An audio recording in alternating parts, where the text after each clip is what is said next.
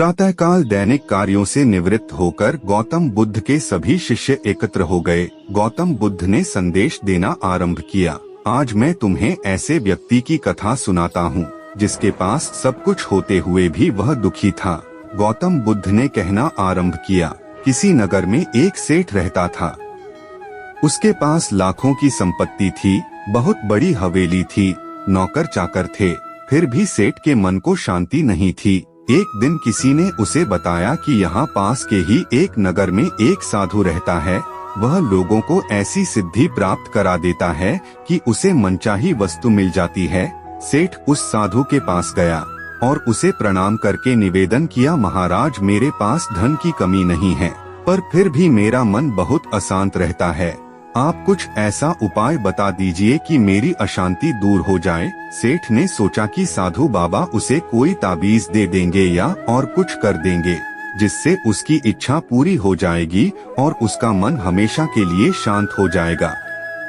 लेकिन साधु ने ऐसा कुछ भी नहीं किया, बल्कि अगले दिन उसने सेठ को धूप में बैठाए रखा और स्वयं अपनी कुटिया के अंदर छाया में जाकर चैन से बैठा रहा। गर्मी के दिन थे, सेठ का बुरा हाल हो गया। उसको बहुत गुस्सा आया, पर उसने किसी तरीके से खुद को शांत रखा। दूसरे दिन साधु ने कहा, आज तुम्हें दिन भर खाना नहीं मिलेगा। भूख के मारे दिन भर सेठ के पेट में चूहे कूदते रहे, अन्य का एक दाना भी उसके मुंह में नहीं गया। लेकिन उसने देखा कि साधु ने तरह तरह के पकवान उसी के सामने बैठकर बड़े आनंद से खाए। सेठ उस रात बहुत परेशान रहा। वह एक क्षण को भी नहीं सो पाया, उसे नींद ही नहीं आई। वह रात भर सोचता रहा कि साधु तो बड़ा स्वार्थी निकला। तीसरे दिन सवेरा होते ही उसने अपना बिस्तर बांधा और चलने को तैयार हो गया।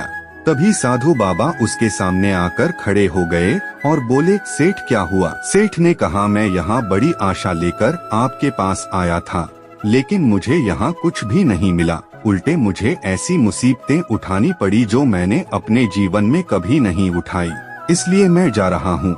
साधु हंसकर बोला, मैंने तुम्हें इतना कुछ दिया पर तूने कुछ भी नहीं लिया। सेठ ने आश्चर्य के भाव से साधु की ओर देखा और बोला, आपने तो मुझे कुछ भी नहीं दिया। साधु ने कहा, सेठ पहले दिन जब मैंने तुम्हें धूप में बिठाया और स्वयं छाया में बैठा रहा, तब मैंने तुम्हें बताया कि मेरी छाया तेरे काम नहीं आ सकती। जब मेरी बात तुझे समझ में नहीं आई तो दूसरे दिन मैंने तुम्हें भूखा रखा और स्वयं खूब अच्छी तरह खाना खाया।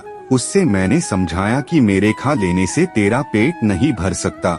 सेठ याद रख, मेरी साधना से तुझे सिद्धि नहीं मिलेगी। तूने अपना धन अपनी मेहनत से कमाया है और शांति भी तुझे अपनी पुरुषार्थ साधना और अपनी मेहनत से ही मिलेगी। सेठ की आंखें खुल गई। अब उसे अपनी मंजिल पर पहुंचने का रास्ता मिल गया था।